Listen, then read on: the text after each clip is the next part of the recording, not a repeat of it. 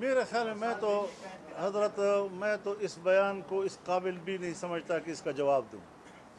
میں اپنی توہین سمجھتا ہوں ایسے لوگوں کی اور ایسے لوگوں کے بیانات کی.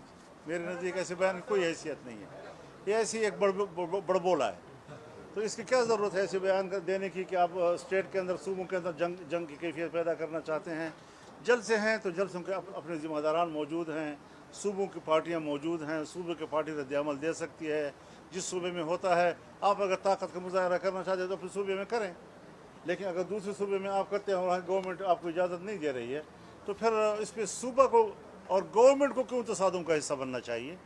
پارٹی ہے نا، پارٹی کو اپنا حق حاصل ہے کہ وہ جلسے میں بھی جائے، وہ احتجاج بھی کرے. یعنی میں ذاتی طور پر جلسے کو روکنا اس کو غیر جمہوری عمل سمجھتا ہوں. حکومت کو تنگ نظری نہیں دکھانی چاہیے. جلسے کی اجازت پی ٹی آئی کو ملنی چاہیے.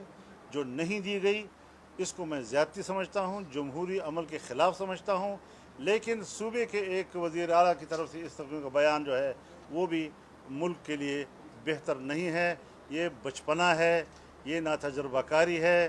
ہمارا واسطہ ہے تو ہمارے صوبے میں ہمارا ووٹ اور ہمارا مینڈیٹ چوری کیا گیا ہے اور ان کو دیا گیا ہے. اس بات کا نوٹس کیوں نہیں لے رہے وہ لوگ؟ بھائی سیاسی کارکن ہیں، جہاں سے جائیں جا سکتے ہیں، اپنے جلسے میں شرکت کے لیے جا سکتے ہیں. ہمیں اس کے اوپر کوئی اعتراض نہیں ہے. اس کو روکنا، میں نے اس کی آپ کو سامنے مذمت کیا کہ ایسا مناسب نہیں ہے، یہ غیر جمہوری رویے ہیں.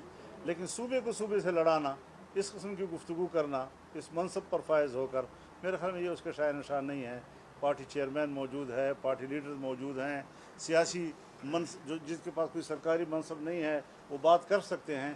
جب وہ بات کر سکتے ہیں تو سیاسی منصب پر فائز ایسی بات کرنے کی کیا ضرورت ہے؟ سیاسی اختلافات ہو سکتے ہیں، آپ اختلاف رائے کریں مرکز کے ساتھ، اس میں کوئی شک نہیں ہے. لیکن یہ لب و لہجہ یہ سوائے بچپنے کے اور کوئی چیز نہیں. میں تو جا رہا ہوں تو پورے ملک پہ جلسے کا ہمارے سے بڑے جلسے کس نے کیے ہیں؟ ہمارے سے بڑے مظاہرے کس نے کیے ہیں؟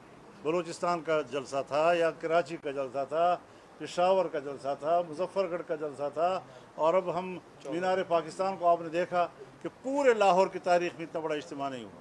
پورے لاہور کی تاریخ میں اس سے بڑا اجتماع نہیں ہوا آج تک. تو جتنے عوامی سطح پر ہم بات کر رہے ہیں آئین و قانون کے دائرے میں رہتے ہوئے کر رہے ہیں، یہی پیروی اگر دوسرے لوگ بھی کریں اسی انداز کے ساتھ.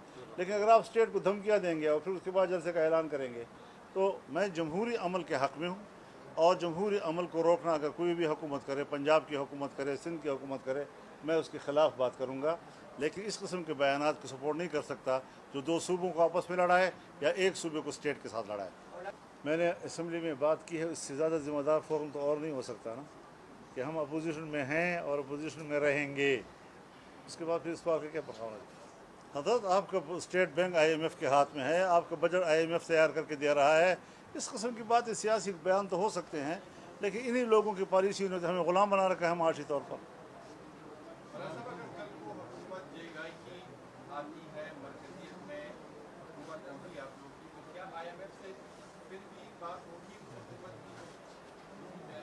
میں کل کی بات آج نہیں بتا سکتا کہ کیا ہمیں جو صورتحال ہر چیز میں آپ کی پالیسیاں میٹر کرتی ہیں. پالیسیاں تدریجی طور پر آپ کو مشکل سے نکالتی ہیں. یہ نہیں کہ آپ کی حکومت آئی تو ایک ہی دن میں تعلیم مفت ہو گئی، اور آپ کی حکومت آئی تو ایک ہی دن میں صحت جو ہے مفت ہو گئی، اور آپ کی حکومت آئی تو ایک ہی دن میں آپ آئی ایم ایف سے. ہر چیز کی ایک پالیسی ہوتی ہے. ہم نے جس طرح اپنے صوبے میں پرائمری سے شروع کیا اور ایف اے سی تک کتابیں مفت مہیا کے لوگوں کو، ہم نے ایک ضلع سے شروع کیا اور 12 اضلاع میں اے لیول کے ہاسپٹل ہم نے بنائے تھے. ہم نے تعلیم میں کتنی ترقی کی اور کہاں تک ہم پہنچے.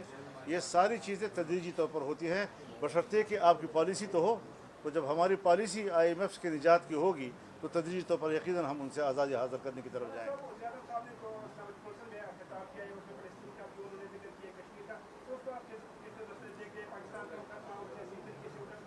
میرے خیال میں وہ گفتگو مناسب تھی، وہ مناسب گفتگو.